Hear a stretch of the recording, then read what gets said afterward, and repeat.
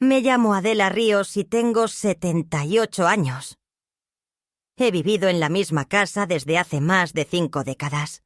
Un modesto chalet de un solo piso con paredes color crema y persianas que rechinan cuando el viento corre fuerte por las tardes. Aquí crié a mi hija primero y luego a mi nieta, Julia. En estas habitaciones se han cocinado muchas sopas de pollo. Se han bordado manteles. Se han curado fiebres infantiles. Y se han apagado velas de cumpleaños una y otra vez. Hasta que un día, sin darme cuenta, dejé de comprar velas. La vida, supongo, se va estrechando con el tiempo. Uno empieza con habitaciones llenas y risas que rebotan contra los muebles, y termina apagando la luz del pasillo por costumbre, aunque ya no haya nadie durmiendo al fondo. Julia llegó a mi vida cuando yo ya me creía terminada. Tenía 62 años cuando mi hija Clara falleció en un accidente de carretera una noche de lluvia. Volvía de una conferencia en otra ciudad. Era psicóloga infantil, siempre tan dedicada a cuidar de los demás. Me la arrebataron de golpe, sin despedida, y lo único que quedó de ella fue esa niña de 2 años, con los ojos muy abiertos y las manos buscando algo que ya no iba a encontrar. Su padre desapareció poco después del funeral. Nunca he tenido la energía para buscarlo ni la rabia suficiente como para odiarlo. Solo supe que a partir de ese momento, Julia y yo nos teníamos la una a la otra. Y eso era más que suficiente para seguir respirando. Mis días cambiaron de golpe. Pasé de la tranquilidad silenciosa de una jubilada que pasa las tardes en la radio, o remendando ropa ajena, a cambiar pañales, preparar papillas, lidiar con rabietas y canciones infantiles que sonaban como discos rayados. Pero nunca me quejé, no por heroísmo ni por orgullo, sino porque entendí que, de algún modo, esa era mi segunda oportunidad para hacer las cosas bien. Con Clara había sido una madre joven, apresurada, con demasiado miedo a equivocarme. Con Julia fui otra cosa, más sabia, más paciente, más suave. Aprendí a leer sus silencios, a distinguir sus miedos, a consolarla sin prometerle que todo estaría bien, porque había aprendido que la vida rara vez cumple esas promesas. Cada noche le contaba cuentos inventados, donde las protagonistas eran niñas valientes que cruzaban mares, hablaban con pájaros y vencían tempestades sin perder la dulzura. Julia me escuchaba con los ojos muy abiertos, siempre abrazada a una mantita de felpa, que con los años se volvió gris y delgada de tanto amor. Me decía «Abu», con esa entonación que solo ella usaba, como si fuera una palabra mágica, una llave que abría mi pecho, y me recordaba que aún tenía un lugar en el mundo. No tuve lujos ni grandes aspiraciones. Viví de la pensión de mi difunto esposo y de algunos arreglos de costura que hacía para las vecinas. Cuando Julia cumplió 5 años, vendí la vieja medalla de mi boda para pagar su inscripción en una escuelita privada. No porque creyera en el prestigio, sino porque allí tenía una profesora que leía cuentos con voces de personajes, y yo sabía que eso la haría feliz. Poco a poco, fui dejando de lado todo lo mío. La televisión la elegía ella. La comida era la que le gustaba a ella. La ropa se planchaba con más cuidado si era suya. Me olvidé de los cumpleaños de mis amigas, de los tés de los jueves, de las mañanas en la iglesia. Todo giraba en torno a Julia, y no me arrepiento de nada. A veces me preguntaban si no sentía soledad, si no extrañaba una pareja, una vida propia. Pero ¿cómo explicar que esa niña era mi hogar, mi proyecto, mi destino? Yo no necesitaba viajes ni escapadas de fin de semana. Mi mundo era verla regresar de la escuela y soltar la mochila en el sofá, contarme con entusiasmo algo que había aprendido, o simplemente sentarse a ver telenovelas conmigo, riéndose de las villanas que lloraban con rímel corrido. Éramos un dúo inseparable, una isla de dos. La adolescencia trajo cambios, claro. Silencios más largos, respuestas más cortantes, la puerta de su cuarto cada vez más cerrada. Pero aún así, seguíamos siendo nosotras. Cuando tuvo su primer desamor, fue mi regazo el que la recibió. Cuando se fue a la universidad, lloró en mis brazos más que cuando murió su madre. Le mandaba paquetes con galletas caseras, fotos antiguas y notas perfumadas que ella decía que olían a abuela y canela. Volvía cada verano y entre risas me enseñaba a usar el teléfono, a poner emojis, a escribir como se escribe ahora. Me enseñó a grabar audios, a hacer videollamadas. Yo fingía no entenderlo del todo, para que ella se sintiera útil. Y ella se reía, con ese brillo dulce que me hacía sentir que aún tenía un lugar. Pero las visitas empezaron a espaciarse. Las llamadas se volvieron mensajes. Luego fueron audios breves. Después, stickers. Me repetía que era por la tesis, por los exámenes, por los proyectos, por las prácticas. Y yo lo aceptaba. No quería ser carga, ni madre dolida, ni abuela que reclama cariño. Me volví más prudente con mis palabras, más liviana con mis emociones. Empecé a hablarle de cosas alegres, a ocultar mis achaques, mis olvidos, mis pequeñas caídas. No quiero preocuparla, me decía mientras guardaba en secreto el frasco de analgésicos bajo la almohada. Y aún así, mi fe en ella seguía intacta. Cuando me enteré por una vecina que Julia se había mudado con su pareja a otra ciudad, no me molesté.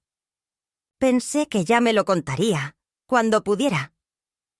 Cuando le escribí para preguntarle cómo estaba y no recibí respuesta en 2 semanas, me dije que debía de estar ocupada.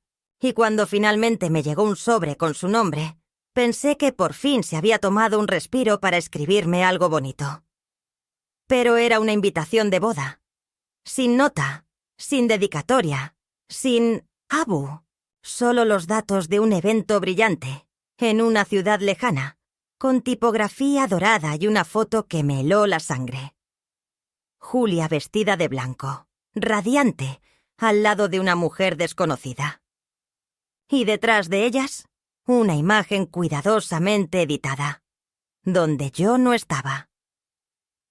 En esa familia que construyó con tanto orgullo, parecía no haber espacio para mí. Ni una silla, ni una sombra, ni siquiera una mención. Y entonces supe, sin que nadie tuviera que decírmelo, que algo en nuestra historia había cambiado para siempre. Había algo impersonal en aquella invitación que no podía explicar del todo. No era solo la ausencia de una nota o de una firma escrita a mano, o siquiera un «te esperamos con ilusión, abuela». Era la frialdad con la que había sido enviada, como si yo fuera una espectadora lejana que simplemente debía asistir, sin molestar, sin opinar, sin existir más allá del asiento que alguien había asignado con fastidio. La fecha se acercaba rápido. Revisé 3 veces el lugar, el horario, el código de vestimenta, como si buscara entre las líneas alguna clave oculta, algún mensaje secreto que desmintiera lo evidente, que yo no formaba parte de esa vida que Julia estaba construyendo.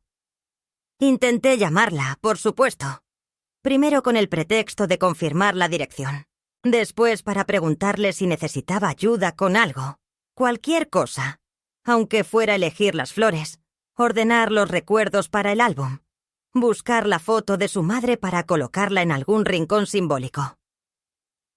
Pero no atendió. Me respondió días después, con un mensaje corto. «Todo bajo control, Abu. Nos vemos allá. Gracias por entender».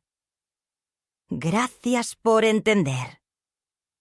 Esa frase retumbó en mi mente durante días. ¿Qué exactamente se suponía que debía entender? ¿Que ya no había lugar para mí? ¿Que mi papel había concluido y que debía retirarme con dignidad como una actriz secundaria que ha tenido su momento en escena, pero ahora no figura en el guión. Preparé mi maleta con una mezcla extraña de resignación y esperanza. Elegí con cuidado el vestido lila que me había comprado hacía años para la graduación de Julia. Lo saqué del fondo del armario, lo planché con esmero y reparé uno de los botones sueltos. Añadí un chal que me había tejido su madre en uno de sus veranos de adolescencia, pensando que tal vez, en un momento emotivo, Julia recordaría ese gesto. En un rincón del bolso coloqué un sobre forrado, con una pequeña tarjeta escrita a mano, y un relicario de plata que pertenecía a mi madre, que luego fue de Clara, y que había guardado para entregárselo a Julia el día que formara su propia familia. No tenía mucho valor económico, pero sí todo el peso de nuestra historia. Mi intención era entregárselo en privado, quizás después de la ceremonia, tal vez en el hotel, cuando estuviéramos a solas. Me la imaginaba abriendo el paquetito, sus ojos brillando con sorpresa, el abrazo largo y sentido que nos devolvería a nosotras mismas, aunque fuera por unos minutos. El viaje fue largo. Más largo de lo que recordaba. Me costó encontrar pasajes de autobús, y el trayecto incluyó escalas, esperas eternas en terminales atestadas y asientos incómodos que me dejaron la espalda entumecida. Al llegar a la ciudad, me sentí desorientada. No reconocía las calles. Todo parecía de otro mundo. Edificios altos de cristal, cafés con nombres en inglés, gente apresurada con celulares en la mano y rostros sin expresión. En la terminal me costó encontrar un taxi que aceptara efectivo. El conductor, un muchacho joven con música a todo volumen, no disimuló su fastidio cuando le pedí que bajara el volumen y me ayudara con la maleta. Al llegar al hotel donde se celebraría la boda, intenté ocultar mi torpeza al bajar del coche. Llevaba los zapatos bajos más elegantes que tenía, pero aún así, el empedrado de la entrada me hizo tambalear. Una recepcionista impecable, con una sonrisa tan automática, buscó mi nombre en la lista y frunció los labios. «Lo siento, señora Ríos. No tenemos una reserva a su nombre», dijo sin levantar la vista del monitor. Saqué la invitación, temblorosa, y le mostré los detalles. Ella asintió con desgano. Murmuró algo sobre que la mayoría de los invitados habían sido ubicados en el hotel contiguo, y me dio una hoja con una dirección escrita a mano. «Este es un alojamiento alternativo. El transporte para los invitados pasará por allí mañana. No se preocupe», dijo volviendo su atención a otro cliente que acababa de entrar. Con el corazón en un puño, me alejé cargando mi equipaje. Caminé unos metros hasta encontrar un taxi. El conductor era más amable, y al contarle que venía a la boda de mi nieta, sonrió y me deseó un buen día. Me llevó hasta un hotel más modesto, de esos que aún tienen cortinas floreadas y llaves metálicas colgando de ganchos. La habitación olía a detergente barato y humedad, pero me obligué a no quejarme. A fin de cuentas, estaba allí por Julia, por verla feliz. Nada más importaba. A la mañana siguiente me vestí con todo el cuidado del mundo. Me puse el vestido lila, el chal, los pendientes de perlas que usé en la boda de Clara, y una flor artificial en el cabello, como solía hacer en mis años jóvenes. En el espejo, me pareció ver un destello de la mujer que fui alguna vez. Tal vez era una ilusión, pero quise creer que aún quedaba algo de belleza en mí. Bajé a desayunar sola. Nadie más parecía estar relacionado con la boda. El transporte llegó puntual y subí con otros invitados que no conocía. Algunos saludaban con cortesía, otros ni siquiera me miraron. El lugar de la celebración era majestuoso, un jardín enorme con carpas blancas, lámparas de cristal colgando de árboles centenarios, meseros uniformados y una música suave que llenaba el aire con elegancia.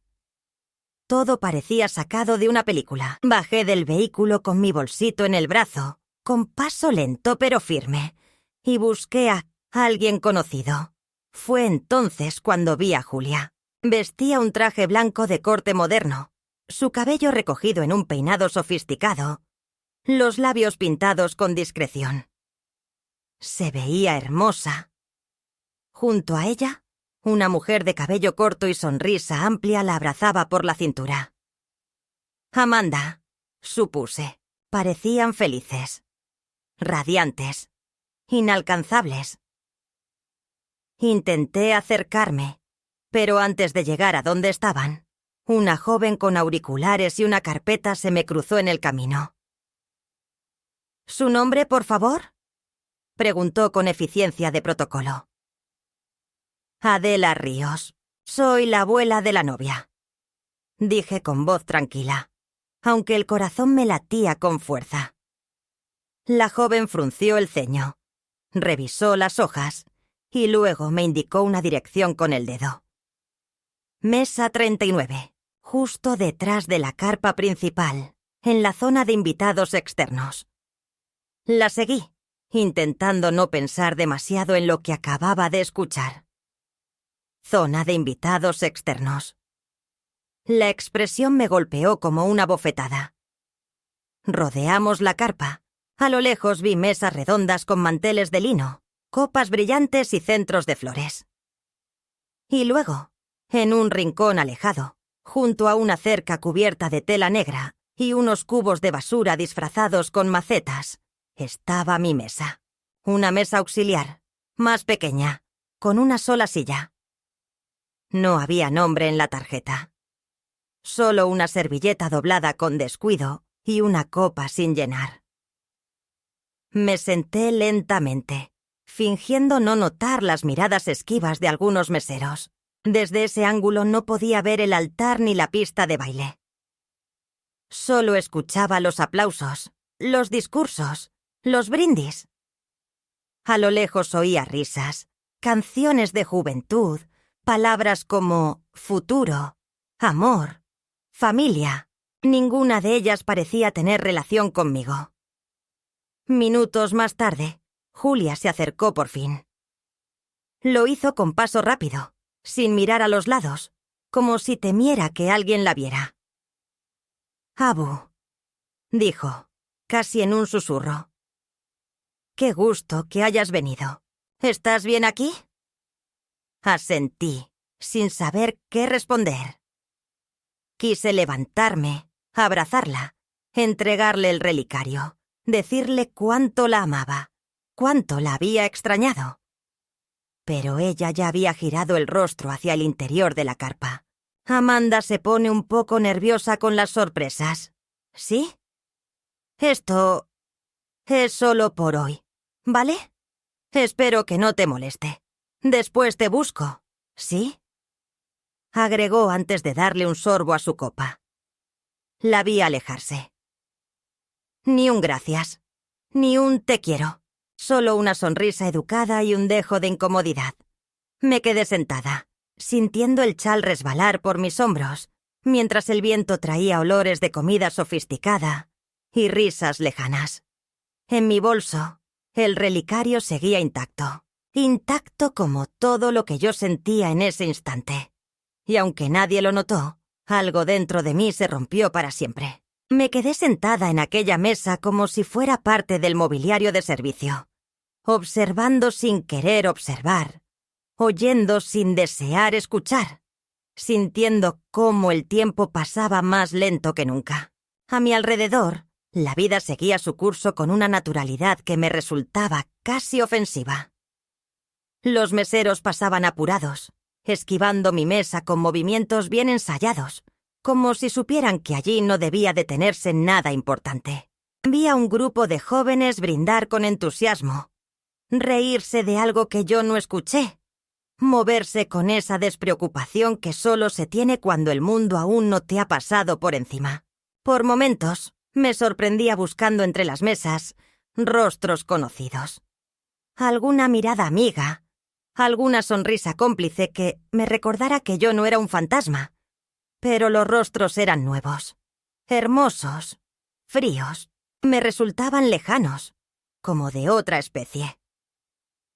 De vez en cuando alguien pasaba cerca de mí y me dedicaba una mirada rápida, mezcla de incomodidad y confusión, como si mi presencia desentonara con la armonía del evento. Uno incluso llegó a preguntarme si yo era parte del equipo de decoración floral, a lo cual respondí con una sonrisa amable, por no saber qué otra cosa decir. La ceremonia fue breve, según pude oír. Risas, algunos aplausos, palabras entrecortadas por la distancia y el murmullo constante. Intenté mantenerme entera, no porque quisiera parecer fuerte, sino porque el cuerpo a veces se defiende del dolor, manteniéndose inmóvil. Pero el verdadero golpe vino cuando escuché la voz del maestro de ceremonias, anunciando el momento de las fotos de familia. Por un instante, sentí una chispa en el pecho. Tal vez me llamaran. Tal vez Julia me haría un gesto. Vendría a buscarme. Me pondría a su lado como siempre, como en las fotos de cumpleaños, de Navidades, de sus primeros días en la escuela, donde siempre aparecía agarrada de mi brazo o sobre mi regazo. Esperé unos minutos. Me arreglé el chal. Me pasé los dedos por el cabello. Acomodé la expresión de mi rostro para parecer serena, confiada, lista. Pero nadie vino. Nadie me miró. Nadie me nombró. Desde mi rincón, observé cómo Julia posaba junto a Amanda, ambas rodeadas de personas que no conocía. Había una señora elegante que tomaba el control de las posiciones, indicando quién iba al centro, quién debía correrse un poco a la izquierda, quién sujetaba el ramo. Supuse que era la madre de Amanda. Después, vi entrar a un grupo de amigas, probablemente de la universidad.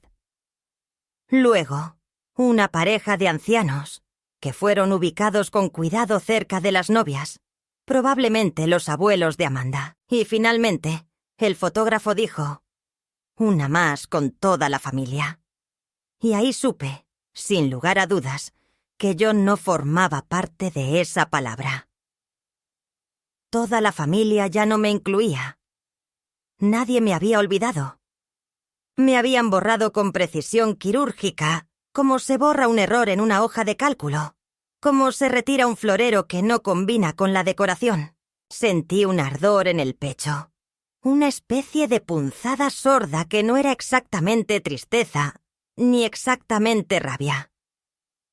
Era algo más profundo, más antiguo, como si todos los sacrificios que había hecho durante años cobraran de golpe una dimensión absurda. Pensé en los inviernos que pasé sin calefacción para poder pagarle el colegio, en las horas que pasé haciendo filas en el seguro social con ella en brazos, en las noches sin dormir cuidando sus fiebres, en los desayunos de avena aguada que compartíamos con risas, en la vez que vendí mi anillo de boda para pagarle el curso de inglés que tanto deseaba. Todo eso estaba ahí, acumulado dentro de mí, como una historia que nadie quería leer. Un relato extenso, minucioso, que había sido arrancado del álbum sin dejar siquiera una marca de cinta adhesiva. De pronto, sentí que no podía respirar bien. El aire me parecía denso, ajeno, lleno de perfumes caros y risas que no eran para mí. Me levanté lentamente, con la esperanza de caminar un poco, de encontrar un lugar con sombra donde el mundo dejara de girar con tanta indiferencia. Caminé bordeando la carpa, sin rumbo, hasta llegar a una fuente pequeña que decoraba una esquina del jardín. El sonido del agua me ofreció un consuelo breve. Me senté en un banco de piedra y saqué de mi bolso el relicario que aún guardaba. Lo abrí con manos temblorosas y observé la foto diminuta de Clara, de cuando era niña, abrazada a un cachorro que habíamos recogido de la calle. Al lado, otra imagen de Julia, con trenzas desordenadas y una sonrisa sin dientes, sosteniendo un dibujo hecho para mí. Me quedé mirándolas largo rato, como si buscara respuestas en esos rostros, como si me preguntara dónde, en qué momento exacto, había empezado a perder a mi nieta. Recordé algo que me había dicho mi amiga Nilda hacía muchos años, cuando Julia apenas entraba a la adolescencia. Tené cuidado, Adela. Cuando uno da todo, sin dejar nada para una misma, corre el riesgo de volverse invisible. En aquel momento me pareció una frase amarga, quizás nacida de su propia soledad. Pero ahora, sentada en aquel rincón, me daba cuenta de que tal vez tenía razón. No había sido un error amar tanto. El error fue no enseñarle a Julia que también yo merecía un lugar, una voz, una mirada, que no era solo su punto de partida, su base, su sombra. Era una persona completa, con memoria, con historia, con derecho a ser vista. Permanecí allí hasta que el cielo empezó a oscurecer. Los focos comenzaron a encenderse. La música se hizo más rítmica. Los gritos de entusiasmo desde la pista de baile llegaban como ráfagas. Me incorporé con dificultad y caminé de regreso a la carpa. La mesa seguía en su lugar, solitaria. Sobre ella, un plato con restos de ensalada marchita. Una copa de vino sin tocar. Una servilleta con una mancha de labial que no era mía. Me senté, no porque tuviera ganas de quedarme, sino porque mis piernas ya no respondían igual que antes. Pasaron varios minutos antes de que una camarera se me acercara con una bandeja. Me ofreció un trozo de pastel. Lo acepté por cortesía. Era seco, demasiado dulce, como una parodia de celebración. Poco después, se escuchó un estallido de aplausos. Cecilia me miró un segundo, bajó la voz y dijo: «De verdad, Nuria, no sé por qué aceptaste venir. Este viaje no era para ti». Me quedé inmóvil. No por la sorpresa, sino por la claridad brutal de sus palabras. «Tu hijo insistió», añadió. Agradeció a las personas que siempre la apoyaron, a quienes hicieron posible este día. Y entonces vi que se le humedecían los ojos. Habló de amor, de nuevos comienzos, de dejar atrás el pasado sin rencor. Y no me nombró. Ni una sola vez. Ni siquiera como una referencia difusa, un «a quienes ya no están» o «a quienes me criaron». Nada. Fui, en ese momento, la encarnación del silencio. La ausencia que ni siquiera duele. Lo que no se dice, lo que se omite, lo que se decide ignorar. Me quedé sentada, comiendo el pastel en silencio, mirando hacia ninguna parte. Pensé en levantarme e irme sin hacer ruido. Tomar un taxi, volver al hotel, dejarle el relicario en recepción con una nota sencilla. «Para ti, de parte de quien siempre estuvo». Pero algo me lo impidió. Tal vez una mezcla de dignidad y cansancio. O quizás la certeza de que todavía no había llegado mi momento de irme. No así. No de ese modo. Tenía que quedarme un poco más. No por ella, sino por mí. Cuando terminó el baile, Julia volvió a acercarse. Llevaba el maquillaje un poco corrido y un vaso de agua en la mano. «¿Estás bien?», me preguntó con una voz neutra, casi administrativa. «Sí», respondí. «Amanda, bueno, a veces se pone ansiosa si algo se sale del plan. Por eso te pusimos aquí. No es nada personal. Es solo que queríamos que todo saliera perfecto». «Ya lo sé», dije sin mirarla. «Espero que lo entiendas», añadió. «Sí, Julia, lo entiendo», murmuré. Ella asintió, visiblemente aliviada. Me dio un beso rápido en la mejilla y se fue. Me quedé allí un rato más, hasta que la música empezó a decaer y algunos invitados comenzaron a marcharse. Entonces me levanté, tomé mi bolso y caminé hacia la salida. No me despedí de nadie. No porque estuviera enojada, sino porque nadie notó que me iba. Crucé el jardín con paso lento, sintiendo en la espalda la lejanía de un mundo que ya no era mío. Afuera, el viento de la noche traía un frescor que me pareció más honesto que todo lo que había oído durante el día. Y mientras caminaba de regreso al hotel, supe que algo dentro de mí había cambiado. Ya no era solo tristeza. Era una clase de claridad que dolía, pero también ordenaba. No sabía aún qué haría con eso. Solo sabía que el amor, incluso el más profundo, necesita ser mirado. Y que yo, Adela Ríos, había pasado demasiado tiempo siendo invisible. Después de aquella noche, al regresar al hotel, sentí que una neblina densa me envolvía. Una mezcla de cansancio físico y un peso que no había sabido identificar durante todo el día. No era solo la fatiga del viaje ni la incomodidad de la indiferencia recibida, sino algo más profundo. Un desarraigo que me hacía cuestionar no solo mi lugar en la vida de Julia, sino también en la mía propia. Me senté en la pequeña habitación, dejando la maleta caer sobre la silla con un suspiro que parecía salir del fondo de mis entrañas.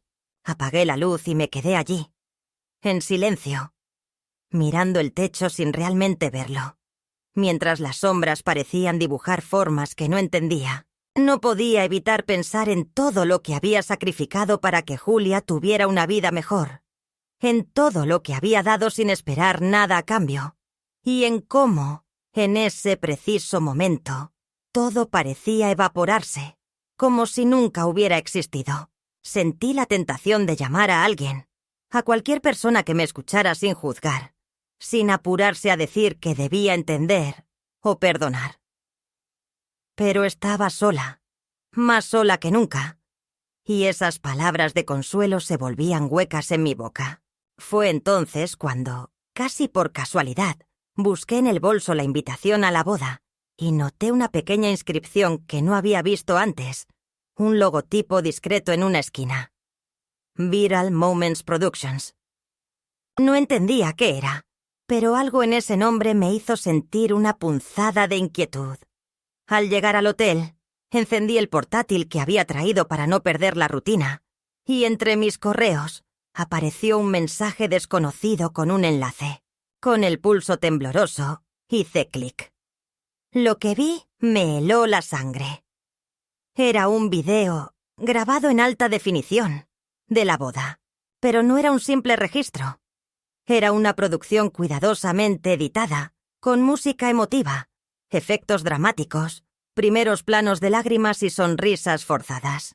Lo más inquietante era que la cámara seguía cada movimiento de Julia y Amanda, y también a mí, desde la distancia, con una mirada casi invasiva.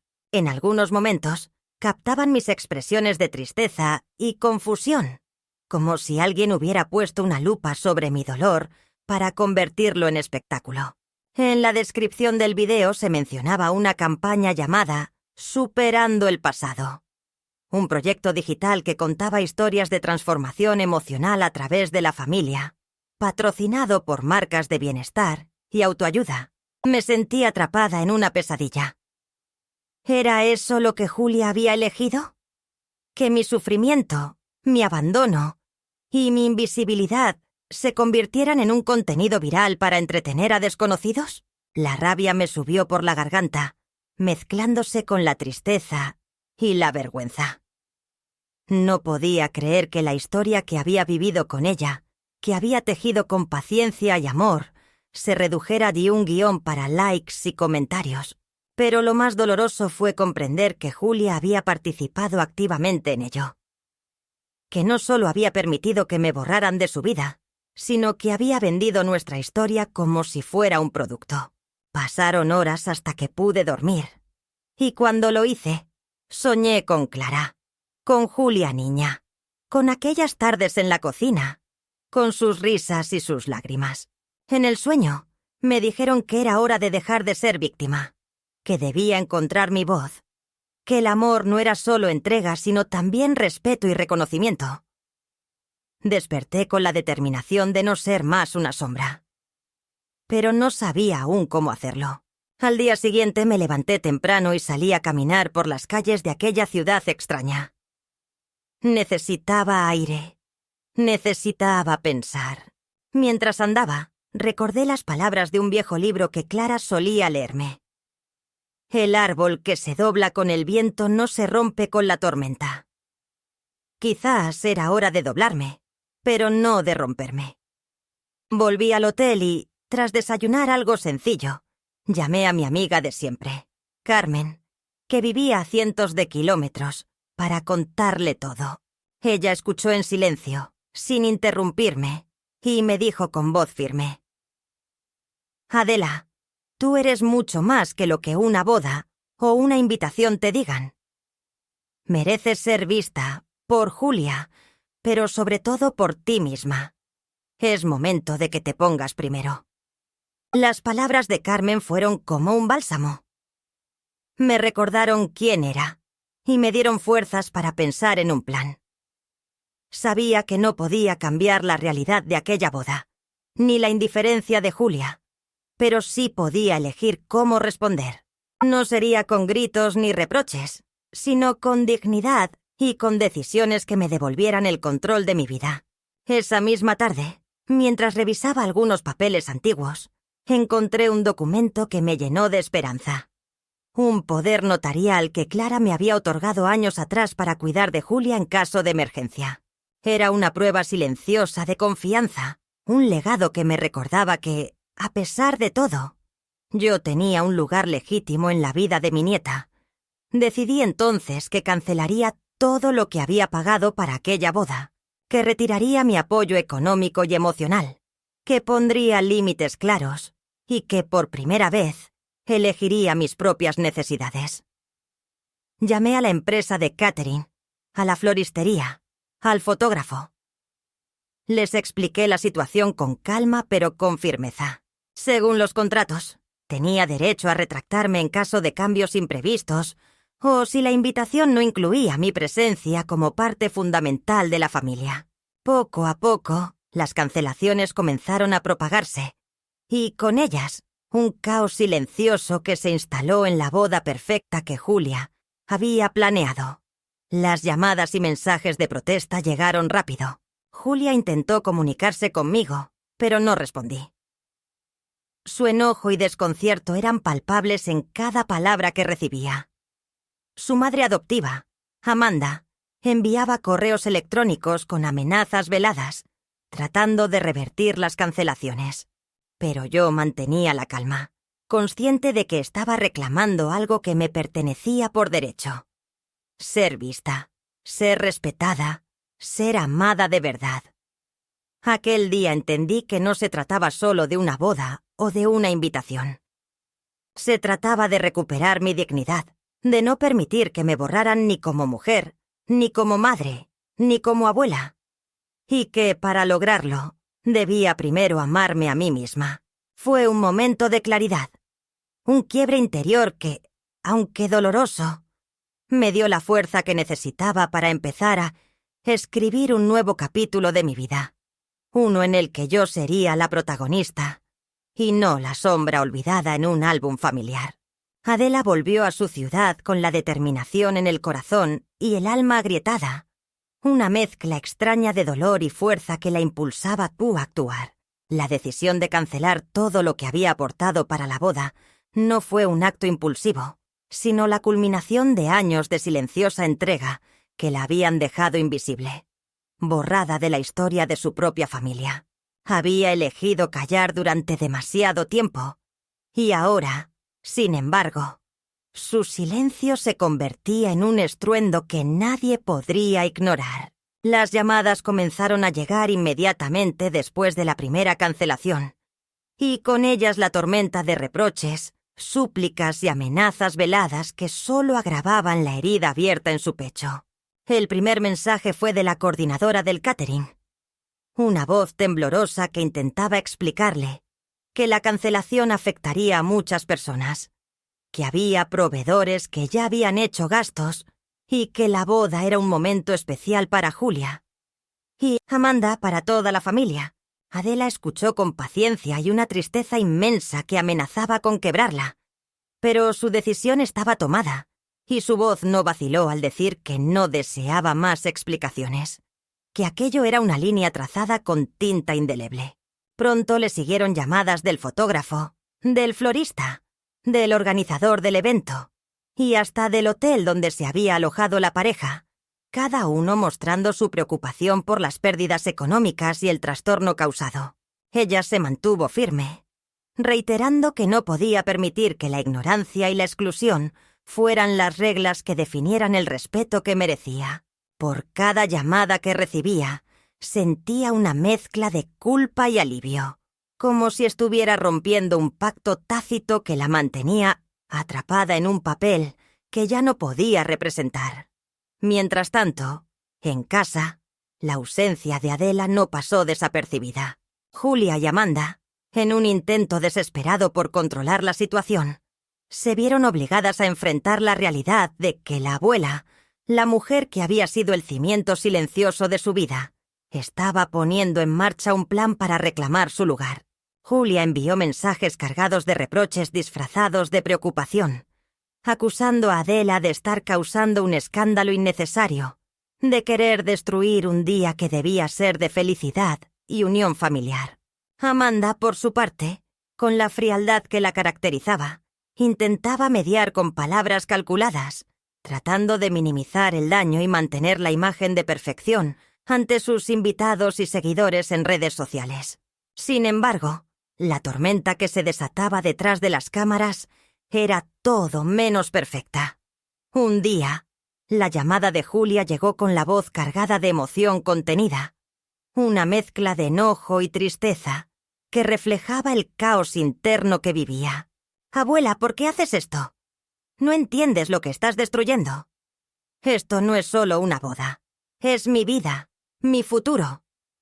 Adela escuchó en silencio, sintiendo cómo cada palabra le atravesaba el alma, pero mantuvo la calma y la firmeza que la habían acompañado en los últimos días. «Julia, lo que estoy haciendo es reclamar lo que siempre he tenido derecho a tener. Tu respeto y tu amor. No permito que me borres de tu vida, ni que conviertas nuestra historia en un espectáculo vacío». La conversación terminó con una tensión palpable, pero también con la semilla de un cambio que comenzaba a germinar en ambos corazones. Por otro lado, en el círculo cercano de Julia y Amanda, la reacción fue mixta. Algunos familiares y amigos mostraron su incomodidad con el conflicto, evitando tomar partido, mientras que otros comenzaron a cuestionar la relación entre la pareja y la mujer que habían excluido tan brutalmente. La comunidad digital, que inicialmente celebraba la boda como un evento glamoroso y bien organizado, empezó a llenarse de comentarios que pedían respeto hacia Adela y denunciaban la crueldad de la exclusión. Las redes sociales se convirtieron en un campo de batalla donde se disputaba no solo el relato de la boda, sino la dignidad de una mujer que había dado todo y recibido nada a cambio. En medio de esta tormenta, Adela encontró un inesperado apoyo en figuras cercanas a ella, pero también en extraños que, al conocer su historia, la alentaban a seguir adelante. Una amiga de la infancia, que vivía a kilómetros de distancia, le envió palabras de aliento y le recordó la fuerza que siempre había tenido, aquella que no se ve, pero que sostiene todo lo visible. Una vecina del barrio, que nunca había participado activamente en sus asuntos, se convirtió en una presencia constante, ofreciéndole compañía y pequeños gestos de cariño que le ayudaban a mantenerse en pie. Estos apoyos, aunque modestos, fueron el combustible que mantenía viva su determinación. Mientras tanto, en su soledad, Adela empezó a reconstruir no solo su identidad, sino también su esperanza. Comenzó a escribir cartas que no enviaba, llenas de recuerdos y sentimientos que nunca había expresado. Recordó momentos felices, las tardes de invierno al calor del fuego, las tardes de verano en el parque, las risas compartidas y las lágrimas contenidas. Estas cartas fueron su terapia, su manera de ordenar el caos que sentía por dentro y darle sentido a la nueva etapa que estaba viviendo. En ellas plasmaba no solo su dolor, sino también la certeza de que merecía ser vista, amada y respetada. Un día, mientras revisaba sus pertenencias, encontró un álbum antiguo donde había guardado fotografías de Julia cuando era niña. Las imágenes mostraban sonrisas genuinas, abrazos cálidos y miradas llenas de amor. Al contemplarlas, un torrente de emociones la invadió. Nostalgia, tristeza, pero también una chispa de orgullo por haber sido el faro que guió a su nieta en los momentos más oscuros. Esa noche, decidió que era momento de transformar su dolor en fuerza, de convertir la humillación en dignidad. No buscaría venganza ni confrontación, sino reconocimiento y verdad. En una reunión con su abogado, planteó la posibilidad de iniciar acciones legales para proteger sus derechos y hacer visible su papel en la vida de Julia. No buscaba castigar, sino reparar. Construir un nuevo espacio donde pudiera ser escuchada y valorada. Las semanas siguientes fueron un torbellino de gestiones, encuentros y decisiones difíciles, pero también de descubrimiento personal y crecimiento. Adela comenzó a comprender que su vida no terminaba en la sombra de su nieta, sino que podía ser un faro para otras mujeres que, como ella, habían sido invisibilizadas y relegadas al silencio. Mientras tanto, Julia y Amanda enfrentaban la presión creciente de familiares, amigos y público. La imagen pulida que habían construido se resquebrajaba lentamente, y con ello, la relación entre ellas también. Las diferencias, antes maquilladas con sonrisas y protocolos, comenzaron a salir a la luz, mostrando grietas profundas que ni la boda más perfecta podía ocultar. Julia, en especial, empezó a cuestionar sus decisiones, sintiendo el peso de la ausencia de su abuela y la realidad del costo emocional que había implicado su exclusión. En un giro inesperado, Julia contactó a Adela, pero esta vez no con reproches, sino con una mezcla de arrepentimiento y deseo de reconciliación. La llamada fue breve, pero cargada de significados. Julia reconoció que había cometido errores, que la distancia y el orgullo habían nublado su juicio, y que estaba dispuesta a abrir un espacio para el diálogo. Adela escuchó con el corazón abierto, consciente de que la reconstrucción de un vínculo no sería fácil ni inmediata, pero valorando el primer paso hacia una posible reparación. Durante los meses siguientes, ambas mujeres iniciaron un proceso de acercamiento gradual, marcado por conversaciones honestas, silencios incómodos y pequeños gestos de cariño. La comunidad, que había seguido con atención el desarrollo de la historia, fue testigo de una transformación que trascendía la boda y la familia, tocando temas universales de amor, traición, perdón y resiliencia. Adela, que había vivido años en la sombra, comenzó a brillar con luz propia, convirtiéndose en un símbolo de fortaleza y dignidad para muchas. Finalmente, en un acto de reconciliación, Julia invitó a Adela a un encuentro privado, lejos de cámaras y espectadores. Allí, entre lágrimas y risas contenidas, las dos mujeres sellaron un pacto de amor renovado, conscientes de que aunque el pasado no podía cambiarse, el futuro podía escribirse con respeto y verdad. La segunda escalada, con toda su intensidad y dolor, se convirtió así en el puente hacia una nueva etapa, donde ambas podían ser vistas, escuchadas y amadas por lo que realmente eran. El otoño llegó sin pedir permiso, con sus cielos grises y el aire más frío, como si el mundo acompañara en silencio el proceso de ruptura y transformación que se había instalado en la vida de Adela. Las hojas secas se acumulaban en la entrada de su casa, y cada día al barrerlas, ella sentía que quitaba también un poco del pasado que había cargado durante años. Desde aquel primer paso de firmeza, al cancelar todo lo que había financiado de la boda, su existencia se había transformado en un territorio de sombras y luces, de decisiones que dolían pero liberaban, de palabras que finalmente encontraba dentro de mí sí después de haber callado por décadas. Había aprendido a escuchar su propio silencio, a interpretarlo como el lenguaje de una mujer que por fin se estaba reconociendo más allá de los vínculos familiares, como alguien entera, autónoma, no definida por el rol de madre o abuela, sino por su historia y su dignidad. La reconciliación parcial con Julia había abierto una puerta, pero no había sido una cura milagrosa ni un regreso inmediato a los tiempos felices. Habían intercambiado algunas llamadas más, mensajes tímidos y una visita breve en la que los silencios habían dicho más que las palabras. Julia parecía cansada, más delgada, con los ojos apagados por una tristeza que ya no se esforzaba en ocultar. Amanda no apareció en ningún momento, lo cual fue una señal clara para Adela de que la grieta entre ambas seguía abierta. No preguntó demasiado. Sabía que hay dolores que deben madurar en silencio, igual que ciertas verdades solo se revelan cuando estamos listas para nombrarlas. Y Julia aún no estaba lista, pero lo que Adela no esperaba era la carta que llegó semanas después, manuscrita, con la caligrafía de Julia, en un sobre sin remitente. La abrió temblorosa, sin saber si encontraría nuevas excusas, más heridas, o quizás la despedida definitiva. Pero lo que leyó fue otra cosa. Era una confesión, una de esas que se escriben cuando el alma no aguanta más.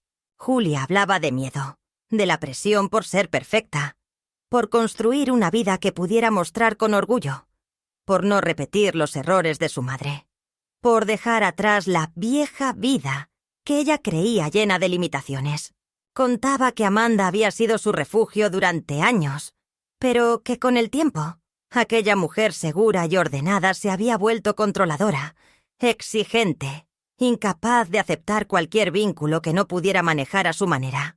Adela entendió, con una mezcla de dolor y ternura, que Julia había vivido en una jaula disfrazada de éxito, que había renunciado a su historia, a sus raíces, por miedo a no encajar en un mundo que la observaba con lupa.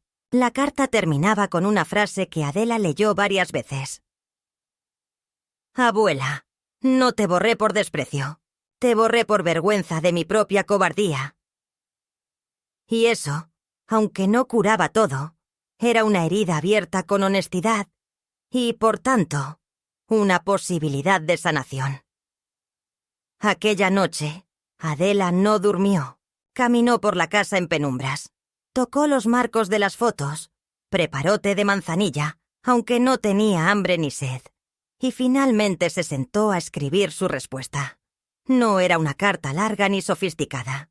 Era una carta de una mujer cansada, pero aún viva por dentro. Le dijo que la perdonaba, no por olvido ni por obligación, sino porque entendía que los errores a veces son parte de aprender a amar de verdad. Le dijo que siempre la había amado, incluso cuando dolía. Y que si algún día quería volver, no como nieta perfecta, sino como mujer sincera, ella estaría allí, con la puerta abierta, no para empezar de nuevo, sino para empezar distinto. Julia no respondió de inmediato, pero 2 semanas después se presentó en su casa sin avisar. Llevaba un abrigo gris y el rostro desnudo, sin maquillaje, sin defensas. Se sentó en el sofá del comedor, el mismo donde de niña se acurrucaba en las tardes de lluvia, y rompió en llanto. Adela no preguntó nada, solo la abrazó, como lo había hecho miles de veces antes, pero esta vez, con la certeza de que aquel gesto no era una repetición del pasado, sino el inicio de algo más profundo. Cuando Julia logró hablar, le dijo que se había separado de Amanda, que había comenzado terapia, que estaba intentando rearmar su vida desde otro lugar. No pidió disculpas directas, pero tampoco hizo falta. Adela entendió, como solo las mujeres que han vivido mucho entienden, que hay gestos más poderosos que las palabras. Pero el verdadero clímax llegó semanas después, cuando Julia la invitó a una audiencia familiar organizada por un grupo de mediación comunitaria. Era parte de su proceso de reparación, una instancia donde ambas podrían hablar con la presencia de testigos imparciales, para poner en palabras todo lo que había quedado atrapado entre ellas. Adela dudó. Temía que aquello fuera un nuevo espectáculo, otra forma de exposición. Pero al ver la mirada firme de su nieta, entendió que era sincera y aceptó. La sala donde se realizó la audiencia era pequeña, con sillas enfrentadas y una mesa en el centro. Había una terapeuta, una mediadora y una psicóloga que tomaba notas. Julia comenzó hablando, con voz baja pero clara. Narró su historia, sus temores, las decisiones que tomó por presión o por ignorancia. Contó cómo había permitido que Amanda la alejara de su abuela, cómo se había dejado convencer de que debía reinventarse a toda costa, y cómo había convertido su boda en una operación de marketing emocional, vendiendo una versión de sí misma que no era real. Dijo que al ver el video editado, donde Adela aparecía sola, fuera de foco, con la mirada perdida, sintió por primera vez el verdadero impacto de lo que había hecho. «Me di cuenta», dijo, «de que no quería ser la mujer que usa el amor como decoración. Yo te usé, abuela. Te convertí en un símbolo vacío. Y no me lo perdonó». Adela escuchó en silencio, con las manos cruzadas sobre el regazo. Cuando le tocó hablar, no lo hizo con reproche, sino con una serenidad que solo tienen quienes han sobrevivido a muchas tormentas. Dijo que no esperaba perfección, ni heroísmo, ni siquiera gratitud. Solo verdad, que lo que más le había dolido no era la exclusión, sino el silencio posterior, el desinterés por reparar, el modo en que la habían convertido en un mueble incómodo. Dijo que, por mucho tiempo, pensó que el amor incondicional incluía permitirlo todo, pero que ahora entendía que amar también es poner límites, es no dejarse pisar, es enseñar con firmeza que el afecto no se pide, se cultiva. La sesión terminó con un silencio largo, no incómodo, sino denso, cargado de emociones. La mediadora agradeció la valentía de ambas y les ofreció acompañamiento si decidían continuar el proceso. Julia le pidió a su abuela caminar juntas hasta el parque, como lo hacían cuando ella era niña.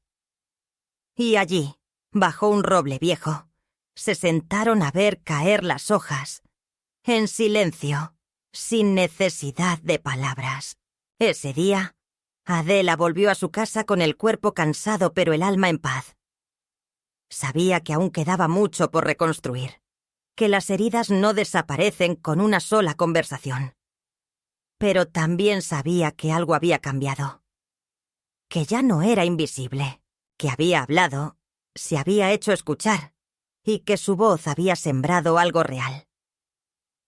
Era el clímax de una historia larga, dolorosa y hermosa. No una victoria como las de las películas, pero sí una conquista íntima, esencial. La de haber recuperado su nombre, su lugar, su historia. La vida después del estallido no volvió a ser lo que era antes, pero tampoco eso era lo que Adela buscaba. Los días retomaron su ritmo pausado, entre tazas de té tibio, caminatas lentas por la plaza y las rutinas sencillas que en otro tiempo parecían invisibles, pero ahora se le antojaban llenas de sentido.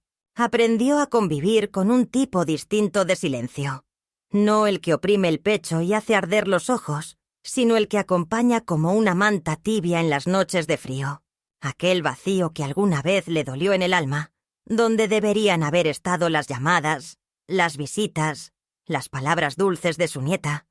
Ahora se sentía como un espacio nuevo, más limpio, donde ella misma podía escuchar su propia voz, sin miedo a desaparecer. Julia la visitaba de vez en cuando, sin anunciarse, y Adela ya no esperaba ni exigía nada. Había comprendido que algunas heridas no se curan con abrazos ni con disculpas, sino con el paso lento del tiempo y con la voluntad genuina de estar presentes, sin máscaras. Se sentaban juntas a mirar viejas fotos, no tanto por nostalgia, sino para reconstruir desde los escombros una narrativa compartida que ya no se sostenía en la idealización ni en la pena, sino en la verdad, incluso la más cruda. Julia no hablaba mucho, Y eso también estaba bien. Aprendieron a compartir el silencio de otra forma. A veces cocinaban juntas recetas del pasado. Otras veces simplemente veían pasar el día por la ventana, como si el hecho de estar juntas, sin más, bastara para que algo sanara dentro. Hubo tardes en las que Julia lloró sin decir palabra, y Adela no le preguntó por qué. En lugar de eso, le alcanzaba una servilleta, le acariciaba la mano o le contaba una anécdota antigua sobre Clara, su madre, no para hacerla sentir culpable, sino para recordarle que el amor también podía ser memoria viva. En una de esas visitas, Julia le pidió perdón de verdad, con palabras torpes pero honestas, y le dijo que, aunque no podía deshacer lo hecho, quería construir algo distinto. Adela le respondió con una frase simple. «No quiero que me devuelvas nada. Quiero que camines a mi lado, aunque sea un rato cada tanto». Y eso fue suficiente. Con el tiempo, algunas personas del entorno de Julia también se acercaron, tímidamente. Una de sus amigas de la infancia, que había presenciado la boda desde lejos, la contactó para decirle que siempre había sentido admiración por su fortaleza. Una periodista que había escuchado su historia le propuso hacer una nota sobre mujeres mayores y su rol en la estructura familiar. Pero Adela declinó la oferta con amabilidad. No buscaba notoriedad ni redención pública. Su batalla no había sido para ser vista por otros, sino para no dejar de verse a sí misma. Un día, en una charla en el centro comunitario del barrio, Adela contó su experiencia, no como un drama ni como una lección, sino como un testimonio de vida. Habló de la invisibilidad, de la soledad que muchas mujeres como ella sufrían, del precio de la entrega absoluta, del valor de poner límites y del derecho a ser nombradas. Varias mujeres de su edad la escucharon en silencio y al final se acercaron a abrazarla, algunas con lágrimas en los ojos. En esa sala modesta, llena de sillas de plástico y luces fluorescentes, Adela sintió que su historia no había sido en vano, que su voz, al fin, tenía eco. Pasaron los meses y, en una tarde cualquiera, Julia le trajo un cuaderno. «Es para que escribas», le dijo, «para que no se pierda lo que sabes, lo que viviste, lo que querés que yo sepa». Adela sonrió, abrió la primera página y escribió con letra firme. «No llores, no tienes por qué estar triste. A veces, perderlo todo es la única forma de encontrarte». Cerró el cuaderno, lo dejó sobre la mesa, y por primera vez en mucho tiempo, se permitió sentir una paz serena, sin el peso del pasado ni la ansiedad del futuro. Porque al final, aunque no hubo justicia plena ni una familia perfecta, hubo algo mucho más verdadero. El reconocimiento, no el que se grita, ni el que se exhibe, sino el que se da en la intimidad, en la constancia de los pequeños gestos, en la capacidad de volver a mirar al otro sin resentimiento. Adela no volvió a ser la mujer que era antes. Se convirtió en alguien más fuerte, más consciente, más entera. Y eso, en la etapa final de su vida, fue el regalo más grande que pudo haberse dado.